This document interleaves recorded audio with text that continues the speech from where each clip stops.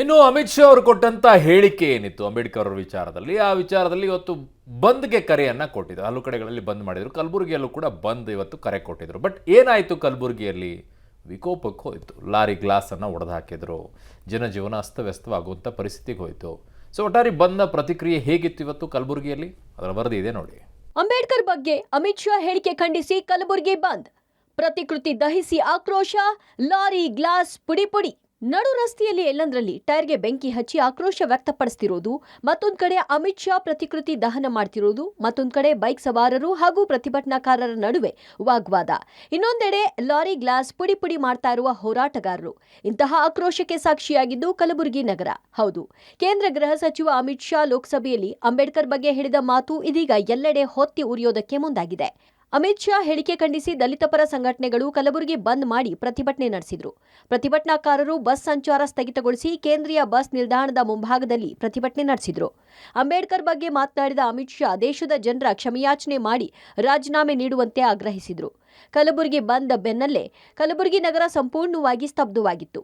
ಆದರೆ ಪ್ರತಿಭಟನಾಕಾರರು ಬಂದ್ನ ಹೆಸರಲ್ಲಿ ಅಲ್ಲಲ್ಲಿ ಹಿಂಸಾಚಾರಕ್ಕೆ ಮುಂದಾಗಿದ್ರು. ಕಲಬುರಗಿ ಜನರು ಸ್ವಯಂ ಪ್ರೇರಿತವಾಗಿ ಬಂದ್ಗೆ ಬೆಂಬಲ ಸೂಚಿಸಿದ್ರು. ಆದರೆ ಜನರ ಬೆಂಬಲದ ನಡುವೆಯೇ ಅನಿವಾರ್ಯವಾಗಿ ಸಂಚಾರ ಮಾಡ್ತಿದ್ದ ಲಾರಿಯ ಮೇಲೆ ಪ್ರತಿಭಟನಾಕಾರರು ಬಡಿಗೆಯಿಂದ ಹೊಡೆದು ಗ್ಲಾಸ್ ಪುಡಿ ಪುಡಿ ಮಾಡಿದ್ರು.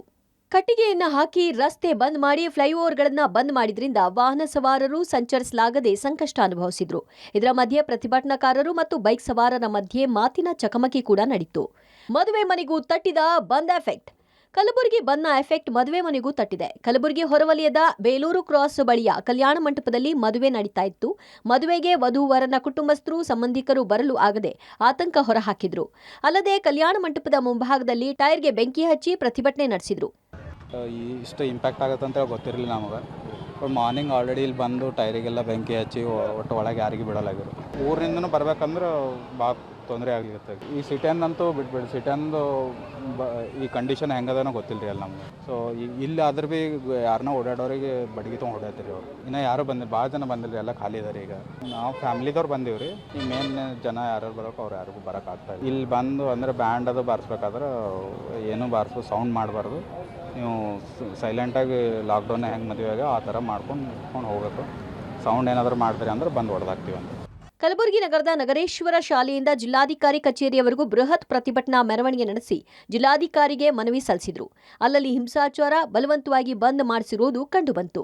Praveen Reddy, public TV, Kalaburagi. ಬಂದ್ ಮಾಡಲಿ, ಬಂದ್ಗೆ ಕರೆಯನ್ನ ಕೊಡಲಿ, ಯಾರು ಬೇಡ ಅನ್ನೋದು. ಬಟ್ ಒತ್ತಾಯಪೂರ್ವಕವಾಗಿ ಬಂದ್ ಮಾಡೋದು, ಇನ್ಯಾರ್ದೋ ಹಾಳು ಮಾಡುವಂಥದ್ದು, ಯಾವ ವಿಚಾರದಲ್ಲೂ ಒಪ್ಕೊಡುದು ಅದನ್ನು. ಯಾರ್ದೋ ಲಾರಿನ ಒಡೆದು ಹಾಕ್ಬಿಟ್ರೆ ಹೆಂಗೆ ಬಂತು ಪಾಪ?